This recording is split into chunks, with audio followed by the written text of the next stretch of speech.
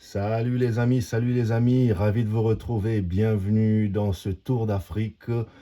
Aujourd'hui, nous sommes dans notre numéro 4, les amis. Quatrième numéro de ce tour d'Afrique, de l'actualité BizTech, l'actualité du commerce international et la transformation numérique en Afrique qui a retenu notre attention dans la période du 6 au 12 février 2022.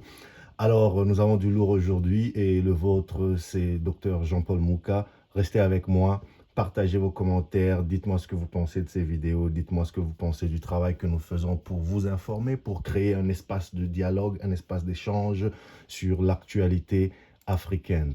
Alors, les amis, sans plus tarder, aujourd'hui, on va faire trois petites escales. La première, ce sera au Tchad, vous savez, ce pays d'Afrique centrale coincé entre le Niger, la Libye, l'Égypte, le Soudan du Sud, le Cameroun et le Nigeria. Et l'information en fait qui a retenu notre attention cette semaine, c'était la baisse des tarifs Internet et quelques conséquences essentielles, notamment sur la souveraineté numérique. Nous en parlerons tout de suite. Ensuite, nous ferons un tour juste un peu plus au sud, au Cameroun, pour parler du nouveau, comment dirais-je, de CDIC, qui est en fait ce parc technologique qui a été lancé le 8 février 2022.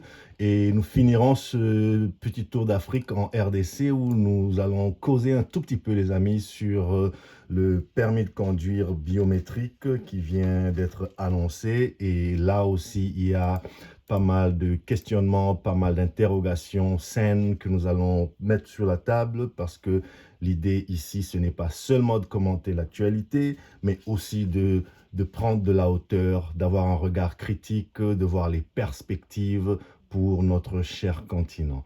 Donc, tout de suite dans le vif du sujet, les amis, on commencera donc, comme je disais, par le Tchad. Alors, l'information qui a retenu notre attention ici, c'est la baisse des tarifs Internet de 30% au Tchad. Et je vous rappelle juste que le Tchad est parmi les pays d'Afrique les plus chers en termes de tarifs Internet, de coûts d'Internet, de connectivité. Vous voyez, le Tchad, le gouvernement négocie une baisse de tarifs Internet avec les opérateurs télécoms. Un excellent papier dans l'agence Ecofin qui nous relate un peu tous les détails. Et on s'est un peu documenté pour essayer de voir les tenants et les aboutissants, mais surtout pour essayer de partir de ce cas particulier pour généraliser sur une situation qui touche pas mal des pays africains. Et donc le focus, vraiment, c'est l'inaccessibilité des services Internet dans la plupart des pays africains. Donc le tarif peu abordable pour le commun des mortels, et par commun des mortels, je veux parler des jeunes, des femmes et autres populations vulnérables qui constituent quand même un bon paquet de la population africaine. Et tout ça, en fait, constitue un frein à l'innovation et donc un frein au développement. Il y a un joli papier dans Jeune Afrique ici qui nous informe, par exemple, que, allez, pour les Nations Unies, l'accès à Internet est abordable lorsque le coût d'un giga est inférieur à 2% du revenu mensuel brut. Or, sur le continent, il est de 5,7%. 5,7% les amis, comparé par exemple à 2,7% en Amérique du Sud et 1,6% en Afrique, en Asie-Pacifique, donc en Asie du Sud-Est. Donc vous voyez que c'est vraiment un facteur, c'est un boulet au pied de l'Afrique. Et cet excellent papier, par exemple, Jeune Afrique, qui nous relate un peu, notamment les bons élèves en Afrique. Alors ici, ce graphe, il est intéressant et il y en a un autre sur le prix, mais là, je vais vous parler de la part d'un giga de données, donc la proportion d'un giga de données dans le revenu mensuel. Et ça, c'est des statistiques de 2020 qui vont nous mettre un peu les choses en perspective. Par exemple, sur l'Afrique, vous avez évidemment les mauvais élèves, vous avez ici RCA, donc vous avez un peu ce groupe de pays-là qui se situe, allez, on va dire, à 1 à 2% seul. Donc, enfin, on va dire, enfin, je vais juste retrouver mes notes là-dessus. Voilà, là, il y a les bons élèves. Donc, le graphe, en fait, constitue, donc plus haute la barre, plus le prix du méga de données est élevé dans la proportion du revenu moyen de la population. Donc, par exemple, si le revenu moyen est à $100 et que le giga de données coûte $1, c'est-à-dire que le giga représente à peine 1% du revenu. Mais alors, si le revenu de la population est à $100 et que le giga coûte $20, c'est qu'il coûte 20%. Et donc, qu'il est plus cher comparativement au pouvoir d'achat. Donc, on peut voir ici, justement, donc j'étais en train de dire les bons élèves. Donc, on a un peu un groupe ici. Vous verrez, par exemple, Égypte, Maurice, Ghana, Gabon, Afrique du Sud, Algérie, Botswana. Ce groupe de pays a une très faible proportion du prix de la donnée comparé au revenu moyen de la population. À l'inverse et à l'autre extrême, par exemple, de ce graphe, on retrouve, allez, on va les appeler les mauvais élèves. Donc, vous avez par exemple la République centrafricaine, la République démocratique du Congo, le Togo, le Tchad, le Malawi, le Burundi, Madagascar, où le prix de la donnée, le prix d'un giga Internet représente beaucoup trop par rapport au pouvoir d'achat de la population. Et on se situe plus ou moins entre 10 et 20%. D'accord? Et ça, c'est vraiment quelque chose qui pourrait être, qui devrait nous faire réfléchir sur, parce que aussi longtemps que la donnée coûtera aussi cher, ces pays ne vont pas décoller, ils ne pourront pas décoller parce que pour libérer l'innovation, il faut que qu'Internet soit accessible et donc abordable par rapport au porte-monnaie des populations. Alors là, par exemple, on parle, et ici c'est un autre graphe intéressant, hein, un autre bon papier que j'ai retrouvé pour vous, qui nous parle carrément du prix. Alors ici aussi, donc il y a évidemment, vous savez, les bons élèves qui se situent, on va dire, à moins de $3 le giga de la donnée. Vous avez par exemple le Soudan, meilleur élève de la classe, 0, donc 90 centimes de dollars. Vous avez l'Égypte à 1,3 dollars, le Rwanda à 2,1, le Cameroun à 2,2 dollars, l'Algérie 2,3, Sénégal 3. Donc, vous voyez un peu, il y a un paquet de pays qui font des efforts par rapport à ça. Mais il y a aussi un paquet de pays, voilà, tout au bout, donc à l'autre inverse de l'échelle, qui sont beaucoup trop chers. Regardez par exemple ici, RDC, 8 dollars environ, le giga. Togo, 8 dollars. Congo-Brazza, 8 dollars, 8,4. Tchad, 8,6, donc voilà, c'est le Tchad d'ailleurs qui venait de baisser un peu et donc qui a attiré notre attention par rapport à cet article. République centrafricaine, 10 dollars. Libye, 11 dollars. Et il y a ici carrément ce qu'on peut comparer à une folie, c'est la Guinée équatoriale qui se démarque carrément, mais il y a quand même des raisons qui pourraient, non pas excuser, mais comprendre et donc expliquer ce phénomène. Guinée équatoriale, on est à 35 dollars, les amis. 35 dollars le giga de données. Mais en Guinée équatoriale, vous savez, le pays est très bien arrosé par les câbles sous-marins et autres infrastructures à haut débit, mais la population est beaucoup trop faible. En Guinée équatoriale, on est à peine plus de 1 million d'habitants. Et donc, la masse critique fait défaut. Donc, moins il y a de consommateurs et s'ils sont bien servis, plus les infrastructures coûteront cher parce que les investissements et les prix devront être amortis. Mais il n'y a pas que ça. Il y a aussi un aspect de concurrence, tout simplement, parce que l'opérateur officiel appartient en partie à l'État, et donc là où il manque de concurrence, ben, que voulez-vous, ben, l'opérateur fait un peu ce qu'il veut. Donc voilà un peu quelques chiffres à mettre en perspective. J'espère ne pas vous avoir trop abreuvé de chiffres, mais c'est des trucs que vous pouvez réécouter cette vidéo. Dites-moi ce que vous en pensez. Est-ce que c'est le cas dans votre pays? Est-ce que ces chiffres vous parlent? Parce que vous voyez ici, par exemple, malgré cette bonne nouvelle, donc de baisse de prix, notamment câbles sous-marins reliant le continent, 29% seulement en Afrique ont l'accès à Internet, contre par exemple 45% dans les pays en Asie. Et donc, vous comprenez que l'Afrique a un sérieux retard. Donc, il faudrait que nos dirigeants s'y prennent, il faudrait que l'on s'y prenne tous pour essayer de résoudre ce problème. Et je continue pour parler un peu des conséquences. Mais ça rime à quoi tout ça? Pourquoi c'est un problème, les tarifs prohibitifs d'Internet? Eh bien, tout simplement, les amis, parce que ça étouffe la créativité, ça étouffe l'innovation, ça étouffe, donc l'innovation, elle est étouffée, les amis. Et RFI, dans un excellent entretien ici dans Invité Afrique de la semaine passée, parle ici carrément de l'innovation, de l'isolement numérique. Voilà ce que l'on risque en ayant des tarifs aussi prohibitifs des packages Internet sur l'Afrique.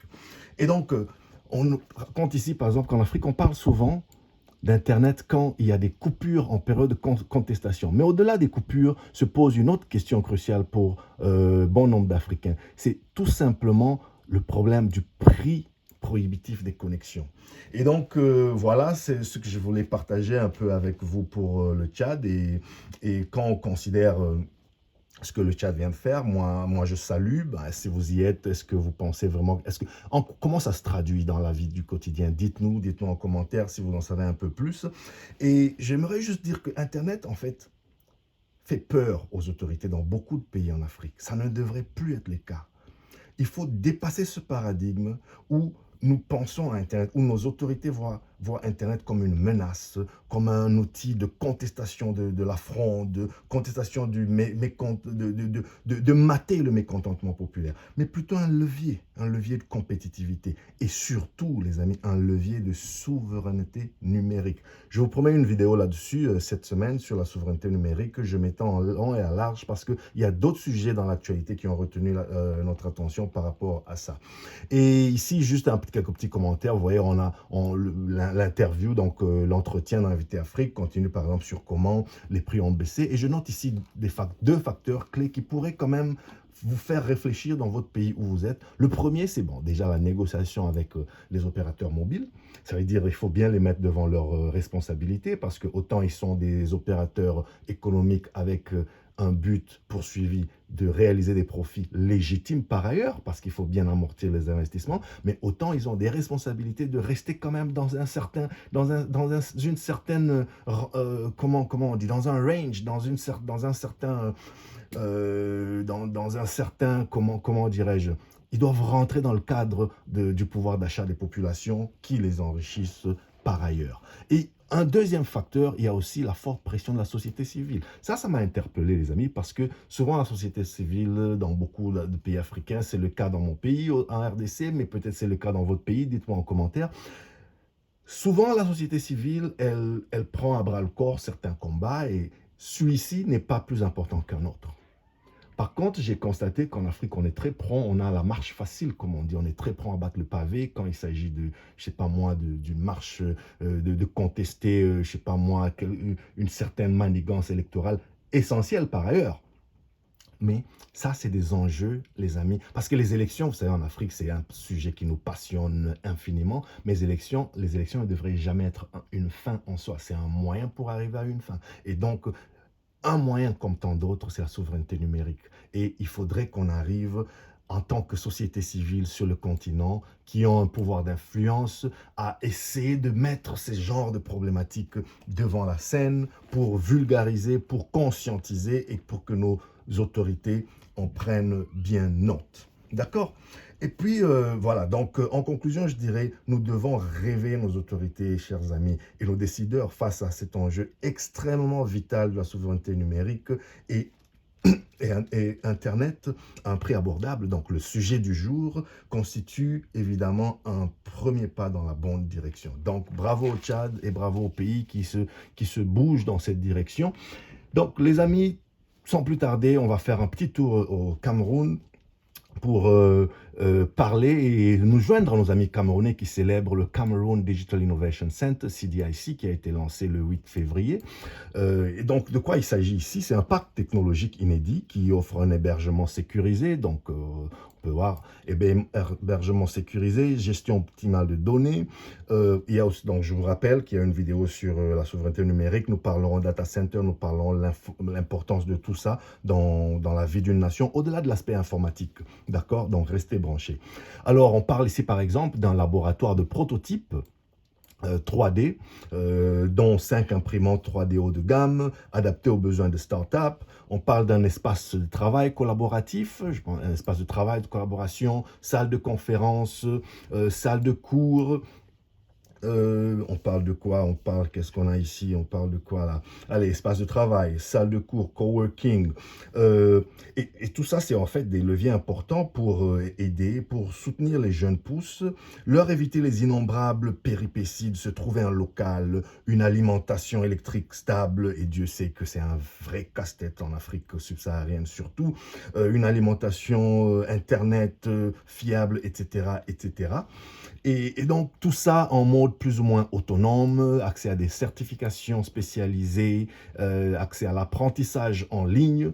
Donc, c'est des initiatives que moi je salue, qui sont très prometteuses. Dites-moi ce que vous en pensez, si vous avez bien suivi ce dossier depuis le début.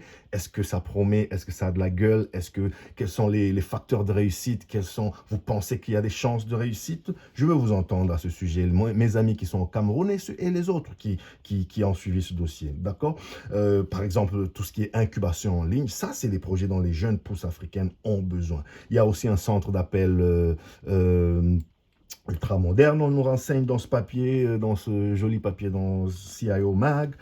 Qu'est-ce que nous avons en plus? Nous avons aussi du hosting, donc hébergement de plateforme. Je venais de vous expliquer un peu l'avantage d'avoir une plateforme hébergée plutôt que on-premise, c'est-à-dire sur site. Tout ce qui est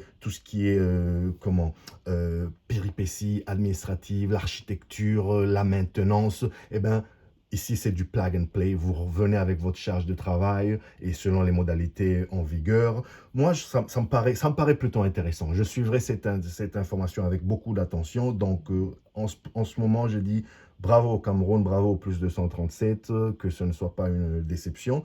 Dites-moi ce que vous en pensez. Alors, les amis, on va juste finir notre tour d'Afrique. Il y a d'autres vidéos qui arrivent dans la semaine, donc restez branchés.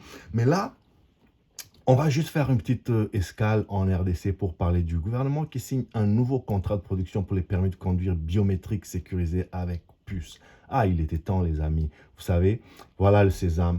Permis biométrique sécurisé. On nous renseigne ici que le nouveau permis de conduire sera délivré avant le 30 mai 2022. C'est le ministre du Transport et des voies de communication et des enclavements qui nous l'informe. Ben, on attend de voir et en attendant, on est vraiment très intéressé à savoir ce qu'il en est.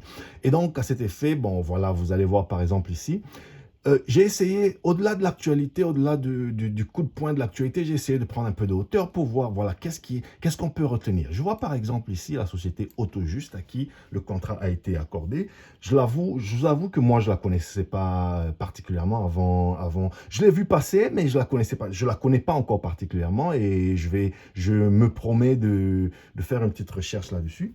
Mais à ce stade, il y a quand même quelques interpellations. Rappelez-vous, on doit développer l'esprit critique, le sens critique en Afrique, chez nos jeunes, chez nos étudiants, chez nos professionnels. Et donc, il ne s'agit pas ici de jeter la pierre sur qui que ce soit, mais en tant qu'Africain, de s'interroger.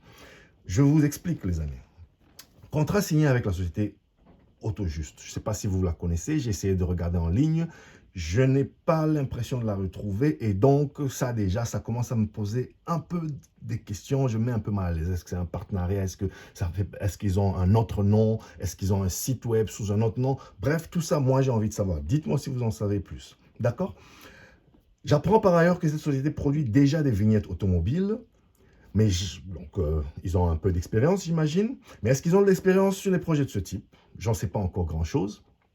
Est-ce que quel genre de compétences ils regorgent? C'est des compétences locales, étrangères.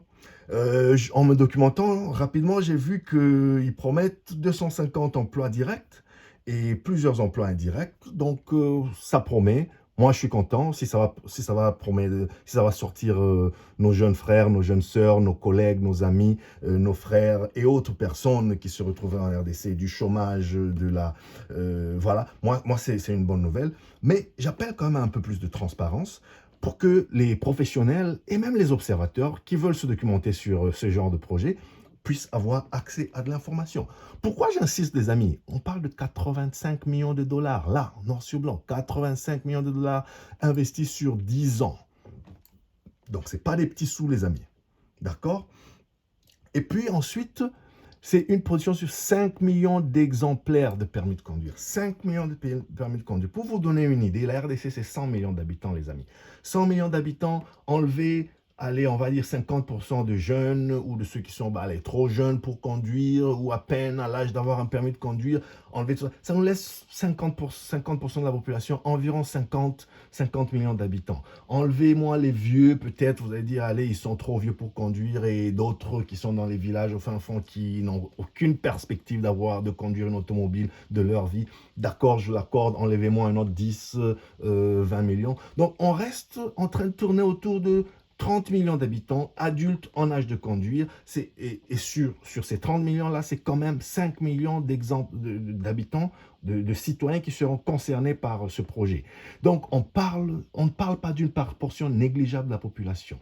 Et donc, il faut de la transparence, mais il faut que le projet soit rondement mené. Il faut que le projet soit sérieusement mené, les amis. Les questions qu'on devrait se poser, quels sont les termes de référence de ce contrat de partenariat public-privé? Il faut qu'il soit publié, qu'il soit visible. C'est un projet public, les amis. Ce n'est pas une boutique privée où deux entités décident de faire ce qu'elles veulent. C'est un projet qui va engager les fonds du pays, les fonds de la République. Quelles sont les modalités? Quel type de transfert de compétences va se produire? Où seront hébergées les infrastructures? Dans quelles conditions? Quel sera le type de redondance lorsqu'il y a un problème? Alimentation électrique, fuite de données, sabotage, etc. Quelle est la sécurité des informations? La gouvernance, le contrôle autour des informations, les amis. Ça, c'est des questions que même le commun des mortels devrait se poser en ce moment. Comment on va remplacer les anciens permis de conduire? Quel sera le processus? Parce qu'il faudrait que ce soit fait 100 heures.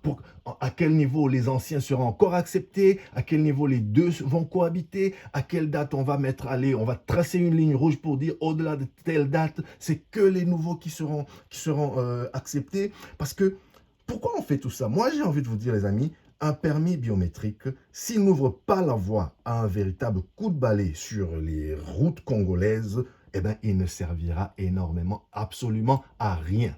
Eh bien, marquez bien ces paroles, les amis. Si ce projet n'est pas rondement mené, expertement mené, dans quelques années, dans quelques mois, ben, on parlera tout simplement, que voulez-vous que je vous dise, de 5 millions de dollars qui aura été partagé entre copains pour un projet jamais à même de réussir. Et on aura que nos yeux pour pleurer, les amis. Et donc, quand vous êtes un peu échaudé, comme moi, parce qu'en Afrique, on en a vu de toutes les couleurs. Dans mon pays, la RDC, j'en ai quand même vu de toutes les couleurs. Moi, j'ai envie de dire, essayons d'ouvrir l'œil et le bon en amont, d'orienter nos décideurs sur les genres de décisions, justement, sur les genres de projets sur lesquels il faudrait garder un œil attentif pour éviter de revenir avec la ritournelle habituelle. Ben voilà, il y a eu corruption, il y a eu malversation, il y a eu fraude, il y a eu ceci. Mais qu'est-ce qui a été fait pour que cela soit évité? Les permis biométriques, les amis, c'est un document énormément important. C'est quoi un permis biométrique, les amis? Avec puce, je vous signale. C'est-à-dire, toutes les données du conducteur sont disponibles, stockées, hébergées en un seul endroit, de manière électronique donc traçable. D'accord? Donc traçable. C'est-à-dire, en un clic, on peut retrouver les infractions des délinquants, on peut retrouver l'historique de conduite, on peut retrouver les véhicules enregistrés au nom de ce conducteur-là. On peut, dans un cas d'accident, dans un cas d'une enquête, retrouver toutes les données. Et c'est des données critiques. C'est pour ça que je vous parlais de l'hébergement, de la sécurité. Vous savez, si vous vivez dans un pays, allez, on va dire développé, un pays où les infrastructures sont numérisées, vous conviendrez avec moi que un permis de conduire, selon où vous êtes, ne remplace pas toujours forcément une carte d'identité, mais c'est un document essentiel, tellement il est précis sur vos données, et surtout pour la population, donc comme je disais, en âge de conduire, et à lui tout seul, pour la plupart de vos formalités, il fait office d'un document d'identité fiable. Donc, si ce n'est pas vers ça qu'on tend en RDC, à travers ce projet, qui par ailleurs porte beaucoup de promesses, moi je me demande de quoi il s'agit. Dites-moi ce que vous en pensez. Qu'est-ce que vous connaissez de la société Autojuste? Moi, je suis intéressé. Je vais me documenter davantage. Essayons d'apporter de la visibilité Si vous êtes relié à cette société, ben, je ne vous retrouve pas sur LinkedIn, je ne vous retrouve pas sur... jusque-là en tout cas, hein, je ne jette la pierre à personne. Mais un projet d'une telle importance devrait être visible. Vous savez, moi j'ai eu la chance de circuler dans plusieurs capitales en Afrique, que, de la Gombe à Bonanjo, à, à, à Cocody. Vous trouverez toujours dans une bâtisse qui ne paye pas de mine, vous verrez un service, une société en train de faire un bon travail. Et ils vous diront parfois que non, on aimerait juste rester discret parce que tellement il y a des péripéties, parce que si on se fait trop voir, on aura tout plein de... Voilà, l'État sera... Non, ça, c'est pas un projet privé, les amis. Un projet de telle envergure doit être visible. Quelles sont les compétences à disposition? Qu'est-ce que nous essayons de réaliser? Et donc, les professionnels, comme les profanes qui s'intéressent au dossier, doivent être en mesure de se documenter.